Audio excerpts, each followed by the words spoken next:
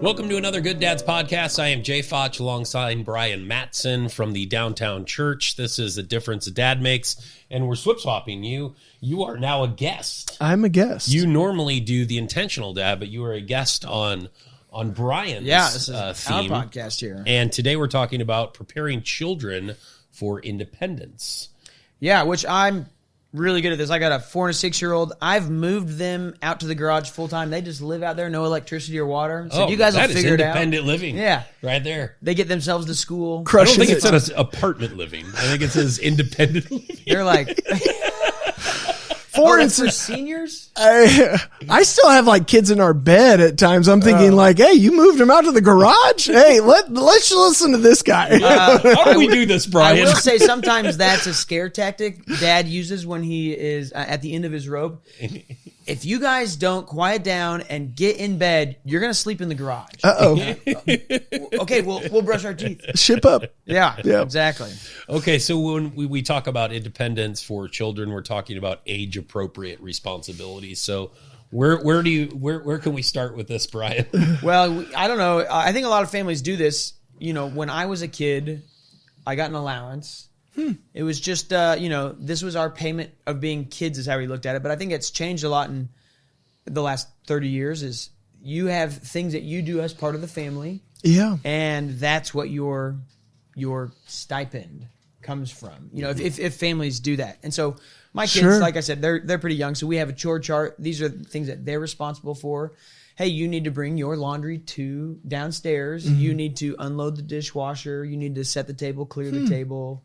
Those kinds Not of getting things. paid for, not chores. That No, you're getting paid for, we just- give them. So we're at the stage of life where they get $5 if they've done their chores for the month, and so we have kind of like 3 envelopes where you give, save, spend, and so that's they great. get to divide their money into these envelopes, and so but like they get these things, the money. Because they help out as part of the family. They have their own roles and responsibilities because, Yeah. as we've talked about before, I'm sure it was a completely different day we were talking about kids, right? Not just 30 minutes ago, but they have responsibilities to do these things, and we're trying to set models for what behavior looks like for when they're an adult, so that Yes, sir. they understand that I have to do things to get things. So basically, starting at a smaller scale. You've got Yeah. to, right? And teaching them a little bit of financial Yeah. responsibility. Sure. Yeah, you're teaching and even the give, like the give, save, spend. Like I'm like, man, I should have done that. All right, like all these Good one. Yeah, because I think my kid, like I'm like, man, have I raised totally self-reliant but also self-centered purchasers? Like where they're not. Maybe they're saving, or you get the saving, like the Ebenezer Scrooge kind of thing where Yeah. you're saving and it's like you can't spend or enjoy any of your money. But like for us, like I know with the chore chart, like that's a thing we've done. We've given allowance, we've taken it away. We've done like back and forth. I even have a friend that they have like things you have to do and then things you can get like extra money for. So That's it's what I like, was getting ready to ask. like is you can enter into the sphere where you get paid, but you can only enter that gate through like your actual chores. Yeah. Yeah. Well, because I was worried there for a second because I'm like, we just tell our 6-year-old that this is the price to live here. Yeah. Like this It is just can a go either way. contribution to the Yeah. household. Like I'm like, should we be giving her some money for that? Or because we're just like, we just pick up and take care of our things here. Like I do, mommy does, you do. Like we all just do that. We're not going to give you money for doing something Sure.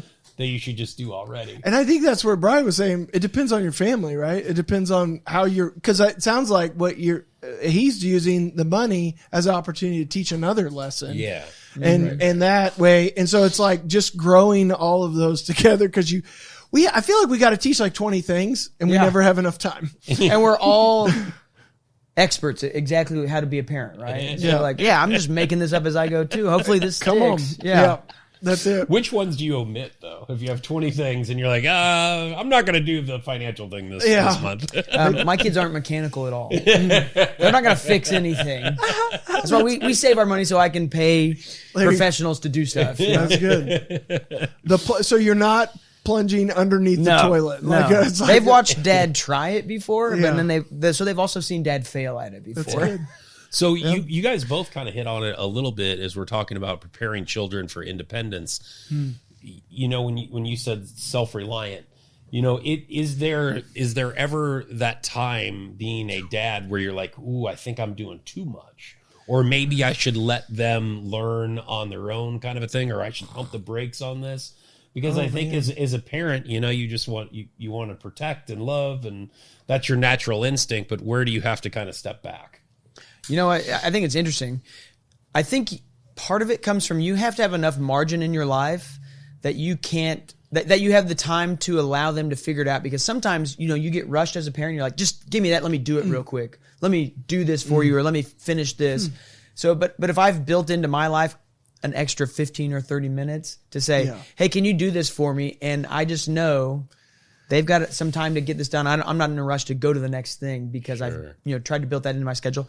Do I succeed at that? Very rarely. But the times that I do, and they've had to either, like I watched my son, I said, hey, can you take this trash bag out to the dumpster? He's like, I can't open the dumpster. I'm like, yes, you can. You got to get on your tippy toes and open the door. And so it was, you know, one of those most adorable things you've seen, you know, a 6-year-old who's got his like underwear, t-shirt, and flip-flops on, walking outside, our dumpster's outside, you know, and he's trying to get this trash bag up, and he's, you know, got it all, and then he had to just set the trash bag down and flip open the lid, and it just smacks, you know, about the back thing, and then he gets it up over the edge, and then he shuts it and came back inside, and I said, hey, buddy, I'm really proud of you. I watched that whole thing. You figured out, you found the problem, and you figured it out. Had I been in a rush to get, you know, the trash out the door, it would have taken me 12 seconds. It took him 5 minutes to get this out there. But I feel like he had a sense of accomplishment. I helped him, you know, accomplish something and do something that the family needed done. And it was, you know, I was like, this is a parenting win, even though it's just taking the trash out. We had that same scenario in our house, only it was me. I was trying to take the trash out in my flip-flops and underwear, and I was having trouble with the calls from neighbors. Disaster. Jay Fotsch is on the news again, folks. Or the what For is all it? The the neighborly, wrong reasons. the neighborly apps they've got. The neighborhood watch. Yeah, neighborhood watch. Oh boy, snap. This Good Dads podcast is brought to you in part by our generous supporters. This week, we'd like to thank the following: Prime Inc., ESC Consulting, Dr. and Mrs. Benji and Lori Lambert, Basis Financial Group, CrossFit Provision, and Howell Commercial Refrigeration. Thank you to all of our sponsors. Visit our website at gooddads.com to learn how to contribute to the Good Dads mission. It's so funny. So you have anything to add to that, Jason? Man, I think there's a lot of things that you can, like, you're trying to empower, you're empowering, but also like you're trying to step in and out, like when to be there, but when to step back. And I think that, man, it's so complicated. And as you were telling that story, I was thinking of, like, you know, I had an older son that wanted to rebuild an engine, and I kept asking him, hey, can I help you? But like his priority wasn't really the engine. It was his phone, you know, and then it was like, oh, and then other kids that are more excited about models or whatever they like, you start to know their tendencies. And so then you can help shape that and guide that. Like, as you kind of, like, your curiosity, I think that's the best thing I think I've learned. And I learned it when I was at a boys ranch. It was like, I went to a training. They're like, be curious about behavior. And I was like, oh, that's good at like my house, because like you're trying to understand what they're doing. And like sometimes you just need to sweep up the floor. And other times it's like, I think that's a really good point, because they're not going to sweep as good. They're not going to get under the couch. They're not going to run the vacuum. You know, they're going to, I did it, I'm out, you know, but like going back. And so you almost have to teach for the long haul. Like, first, let me show you what to do. And then you can do it. But to be kind of delicate with your teaching, because I mean, I've had some scenarios like just with uncles and grandpas. I've been bad. I've like where they're like, no, you're doing it wrong, and I'm like, well, this is the first time I mowed. I'm 10. Like, I mean, there might be some. My lines might be a little messy. You know what my I mean? 13-year-old mows better than my 16-year-old. She like, oh no. Oh my gosh, she's 18. Holy cow, I just forgot. All my kids are. Okay, so my daughter's That's 18. a different podcast. Wow, that's another podcast. Remembering the ages of your children. But like, she's 18, but she can drive. But like, my 13-year-old is more methodical. And like, he mows with the slope of the grass. And so there's not like these big but she'll be like, I love to mow. And she's out there with her earbuds in and she's zoning out. And I'm like, but you're not that good at it, you know, but I don't listen and she's not going to, but anyway, but like the tension in that is like, hey, sometimes people are just better at tasks. And so as a family, like knowing that and thinking about me, just even as a leader at a business in a nonprofit, like make sure people are in the right places on the bus, right? Didn't Jim Collins say that in Good to Great? Like you got to get it. And like you also need to know like tasks. Like I have a kid who just unloads the dishes because he doesn't like to touch gross things. So I'm like, hey, if all these dishes are clean, then just put them away. And that's your job. I'll load it, but you unload. So his job is always to unload, you know? You were saying that you've got, the different ages. You've got a spectrum of kids. Right. Independence at my age of kids, 4 and 6, vastly different than having a driver. What is that like, letting them hit the open road? Yeah. My wife would say it's a nightmare, but she'd also say they go to the grocery store, right? So there's like all of a sudden you have a, hey, on your way home from work, go by and get the Fritos because we all want Fritos with chili, So it's like you add an extra, like it helps. It's so there's the delivery service. It is. It's like, wait, Uber Eats is coming our way. It's free. I love having a 16-year-old. But also, like, man, my insurance, like, I'm paying like almost $600 for car insurance. I'm about to add we're gonna have 5 Uber Eats, bro. Five drivers. On the how many? You have 5 drivers? We will. In September, I'll have 5 drivers, including my wife and I, and then we'll have 3. So do you, I'm always curious about this because I'm trying to think ahead, in a decade, what's it going to be like and what's going to change as far as technology goes. But absolutely. I know so many families have that Life 360. Yep, so we have that. Yep. So, to know where they're at. Yeah. But some people it's hard use to it for different things. Yes. To make sure that they know exactly where they're at. Yeah. So I'm curious about that. Do you guys draw lines or have you figured out how much independence do we want them to have? Does that change as they get from 16 to 18 or 16 to 21 or what is that? 100, yes, 100%. And we have like all the software where we can designate apps that they can have access to. Quistido is one that we've have. You can do. Apple has their own things. The parenting, Google, everybody has their own like integrated software. We've also used the digital well-being, just trying to, because like when you have a 16-year-old and now they're on social media and you're like, did you realize that like yesterday you spent 3 hours? Like you could like 3 hours on just Instagram. Like, can we just like put that in context? So over the course of your days, like you did a part-time job on your phone. Yeah. Like, what is that? Like, and they're not even aware of it because, so I'm also trying to be aware of that too for myself. Like, okay, yeah, I'm intentional and I have all these other distractions. I go to work and I come home and there's a ton of kids and there's a ton of things going on and I want to be present so like, I literally like put my phone up on the top of the bookshelf so where I can't, like, I have to go grab it to look at it. But like, I also know my kids, that's their sense of entertainment. I used to come home from school and I'd watch DuckTales, like all these cool videos, Darkwing Duck, right? But like, I'm like, I just sat at the TV and they're sitting on a device. It's a smaller screen, but is it the same thing? So I'm trying to be like, okay, like you said, technology is changing. Yeah. And I have to be aware, like they're going to spend an hour on Instagram. Well, I spent an hour watching, golf I didn't care about. Yeah. What was that on a Sunday afternoon? My son came home, and this is just a funny little aside, but he came home like maybe second month of kindergarten, and he's like, hey, Dad, these kids were talking about Fortnite. And I was like, I'll tell you what, buddy, you're not going to have unfettered access to millions of kids around the globe with earpieces on saying, who knows what? Come on, that's so good. So dude. I bought him a little like Game Boy emulator on Amazon for like $80, and it's loaded with like 16,000 games. So he's like old school games. Yeah, and so he's not connected to the internet at all. And so he's like, hey, Dad, one of those extra chores. Hey, if I do this extra chore, can I have 15 minutes on the Game Boy? And he wants to play Castlevania. Or I've showed him Contra, which is too hard for him. Yeah, but does it have the cheat code still where you get? I don't know, the up down, left right stuff. But I love it. And then he's got he's gotten big into Mario Kart 6 from the 64 now, and I'm like, this is a small step of independence. You're playing a game by That's yourself. so good. I'm not going to give you an iPad to play, Fortnite with kids around the world. I mean, that's a different. Yep. You don't need that as a 6-year-old. Yeah. Well, and we've even done, I remember like when I was growing up, my son and I, we were just talking about this. Literally, he's the 19-year-old. He was going to play Halo with friends. And I said, man, are you any good at those? Because we don't have video games really. Like part of it was we wanted things that family can do together more. So they'll play some Mario Kart and then 4 people can play and then it's fun and everybody's screaming and having a good time. But like with some of those shoot 'em up games, like when GoldenEye came out, I was terrible. All my friends had it. They beat it.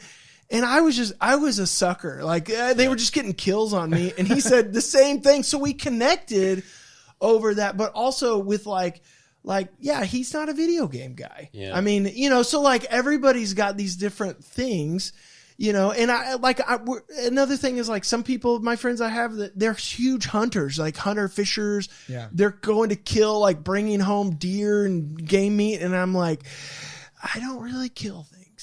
That's just, my dad was a professor at a university, like we read a lot of books, and I still read, now I listen to a lot of audiobooks and podcasts and stuff. And like, it's just different, so like, but like understanding where kids are on their independence level, it's okay. Yeah. Like some kids might really thrive in that environment. Others aren't. We have Minecraft, but we're not on the internet. They love Minecraft. And then we let some certain friends jump on and stuff. So, okay. So on the other side of that, with having the drivers, have you had any of your kids that have resisted having a driver's license? Because I know that's been a thing. I've heard of people saying like, oh yeah, my kid's 17, but they haven't got their driver's license yet. And I was like, man, you're like, what day are of my doing? 16th birthday, I was at the DMV, get my driver's test. And so I could take my 1990 Honda Accord on James River Freeway and just cruise, baby. I was ready to get out. And that's a very interesting dynamic. And I think this independence is crazy because we've had friends have a 17, 18-year-old. There was a guy who like was in college. This was, I won't name any names, but like, I was just like, it was like a friend of our family, like a cousin. And I was like, yo, he's still living with you and he's in college. Like there's gotta be a way to get some independence. And he wasn't driving and he was doing it all online. And like, I think that's a reality that we're in. And so is that bad? Like we look at that and we like, man, if you're not driving at 16 or out of the house at 18 but like, what if you're coming back at 24 now because you forced them out and they weren't ready for that independence? And now we're learning with the cognitive brain, like you're not fully formed in your prefrontal cortex till you're 25. And it's like, wait, no wonder why I was a moron at 21. Like I was a total jerk. Like my wife was reminding me, like, remember when you said this at 21? And I was like, who was that guy? Like I was an idiot. I was a jerk and I was so self-centered. And now I'm looking at my 19-year-old and I'm going, whoa, he is way farther along. Like he's working at Gold Mechanical. He's got a service. Like he went to OTC, did all these great things. And I'm like, why am I so hard on him at times? Like I just, like it's different. Like, you can get an online degree. You can, you could be like our kids are graduating with pretty much like an associate's degree at Ozark Tech. Yeah. Like I didn't have, like back in the day, like, and we were also at a university town too. So it was like the kids that did VOTech were the ones that weren't going to college. And I was like, that's a judgment. Yeah. I like that. Like like they're less than because they weren't going to college. But now like, man, some of those tech degrees are back and they're making, you drive your own truck, man, you're making 6 figures real quick. Right. Add a guy, you can build a business. Yeah. And that can be your aspiration. The comfort of your parent's bedroom. At age 24, you can do all of this. Yeah, you got insurance till 26, no driver's right? license. Yeah. You're saving money. Yeah. Right? I mean, yeah. But that is a tension. I think you're right. And so dads might be like, whoa, bro. Yeah, you got to walk that line. You don't want to, kick him out the nest, but you want them to understand, like, mom and dad are going to be here as long as we're here, but at some point you've got to make your own decisions to be your own adult. Yes. And you got to walk into that, I think. Yeah. So that kind of goes back to instilling independence on different levels of age. Right. Yeah. Like we were talking about, your younger kids then to driving age, like instilling different independence. I remember I thought that my parents kind of quit caring when I went to college because I remember my mom, she was like, hey, curfew's 10 o'clock on weeknights, midnight on the weekends. Yep. And I remember I came home, I went to Mizzou, so I was out of town. I came home the first time I came home on a weekend. And it was Friday. I was like, do I need to be home at midnight? She's like, I don't care when you come home. And I was like, oh. Do you not love me? And I was like, she's like, just don't call me if you go to jail. Like, I'm not bailing you out. And I was like, wow, first off, I'm not that kind of person. But second off, I want to like, be a pastor. Yeah. I was like, wow, okay. I guess things change when you're 18. And I remember talking to my dad years later. I was like, oh yeah, Mom didn't really care what was going on once we went to college. She goes, or my dad said, if you think your mom wasn't like, just on pins and needles the entire time she knew you were driving or hadn't heard from you in 2 or 3 days at school. Good. Like she was worried about you the entire time. But at some point, you know, she just had to say, you're an adult. You get to make adult decisions. Right. Doesn't mean I quit caring, you know, but it's just, you know, things change. I think this is important to say too, because I think our kids are I think COVID and other conversations and a lot of these things that they're hearing in schools and things, like it's a different dynamic, right? I mean, I think it was like that tough love was there. And I'm not saying, I think we need to have consequences, right? We need to show kids there are positive and negative consequences. You always have a consequence. There's a good thing. If you go to work and you're on time and you're teachable and you have a great attitude, hey, they're going to reward you with raises and more independence and all this stuff.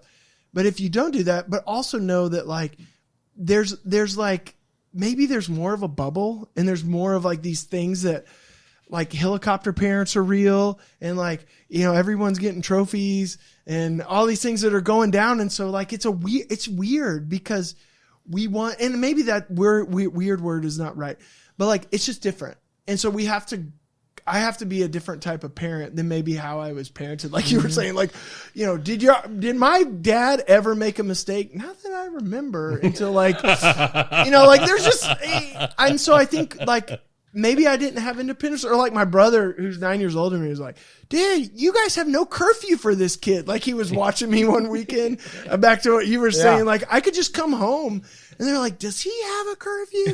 Well, you made us, you know, you were like, had a stopwatch on at the parking lot. Like if they weren't crossing the line, you know, they weren't driving it for a week, you know? And like, I think we just get more grace. Maybe we get more like, hey, it's okay. Like somebody the other day was like you have a kid who's like working and is like going there, and I was like, yeah, does that mean I made one? Like they crossed the finish, they could live on their own with their own apartment and their own house. And like my son wants to go look at this truck, and I said, hey, the next insurance, like we're setting it up on you because he doesn't pay me. It was like, hey, you need to start paying car insurance. Like he's not paying rent, but hey, you got to pay your way on the insurance. Like you're making, you know, $40-something thousand a year. Like, hey, help a guy out here. I mean, you're crushing me. And I helped him with his motorcycle and other things too. And he's got all these toys and it's great and he's making good decisions. But like, you got to pay your insurance in. But then it takes him by like the 15th or the 20th of the month. I'm like, bro, like you will get kicked out of your apartment with that. Like, come on. Like I'm a nice landlord. Yeah. I mean, like, I'm not like the real landlords we out bank there. at the same place. Just send the money. Just transfer the So is that one still living at home? Yeah. Okay. Yeah. So is he thinking about going out on his own? Yeah, absolutely. But he's trying, but like he got pre-approved for a loan. So he's doing all the right stuff. He's building credit, but it's like $140,000 pre-approval. Like, what are you buying for $140,000? Like everything's like $200,000 for anything that's of value. He either buys like a 2-bedroom that's basically an apartment, or, you know, and so like he's learning all these things and he's asking the right question. But I've also learned, and maybe this is that age appropriate, like I wait for them to come to me sometimes now, because if I come in like, hey, have you thought about, and they're like, Dad, shut up, you're stupid. Okay, I'll come back. Like, you know, and it's not that bad, but it like you can feel like that because they go from like, I come home and my 4-year-old greets me at the door. My 7-year-old greets me at the door. My 10-year-old, Dad, let's go outside and take care of the dogs. Like everybody, I'm the fun guy. And then at 15, it shifts. And then now I'm annoyance. Like, Dad, I'm looking at Facebook, or not even Facebook. That's us. Yeah, you're still like, old. That's old people. Right. It's like, yeah, that's real old. But like they're doing their thing on their device and they don't, you know, so it's like, hey, like, let me sit down and like join you on what, like, show me what you're like, who are you following on there? What YouTube, you know? Yeah. And like doing stuff as a family, like we got onto Dude Perfect, Ryan Trahan, Mark Rober. He's like a rocket scientists. Like we try to watch stuff as a family that they would enjoy and that are also culturally relevant. So are you guys preparing for when he does fly the coop? Yeah. I mean, I've talked to people who have dropped kids off at college and like that sense of like, oh, I'm leaving something behind. How have you guys started having those talks? I think the last stage of independence. Yeah. Yes. The I think empty even nest the kind empty of nest. a- I think my wife would even say there's days I come home and she's like, can you go talk to him because I'm ready to kick him out. Right? There is that because he's maybe some of the words he's saying, like, I'm like, remember you have a 7-year-old sister and you have a 4-year-old sister. So like not everybody needs to know about the news. That was a thing, you know, like, cause they're still living in that bubble where like there are crises going on. There are challenges. And so I think like that, I think she's trying to filter that maybe, you know, sometimes more than I am because I'm here and she's at home and he comes home early and and it's like he doesn't want to clean up after himself anyway. I don't think he has a chore in our house. Yeah. Now that I think of it. Give that guy a chore chart. Chore chart. Gosh, Can that's you right. Send that over. Yeah. Tell him Well, I'll give him $5 a month. That's right. He can live in the garage. Hey, I was listening to my friend Brian, and we got this great idea. He's like, Dad, I make He more than uses that. it for a 6-year-old. Yeah, we did have the conversation because he was like, he was parking his motorcycle in, like, we live out in the country, and he's got this shed. And it was like, dude, stop throwing your little brother's bikes around. Like, that is my garage, and I'm letting you use that, you know, or I'll move your motorcycle out. Like, you know, and remember, like, there's like those tension because it's like, where do you need to be like the bad guy and realize like you're still in my house and it's still my rules. So I think those are the 10, it starts to get really weird because you're like, hey, if you want to pay your own bills, that's great. But now he's also like, he's at the opposite place with my 15-year-old who's like wanting that independence. So I'm just like, I've got the gamut and it is a met. It's like, okay, who am I talking to and what do I need to be teaching right now?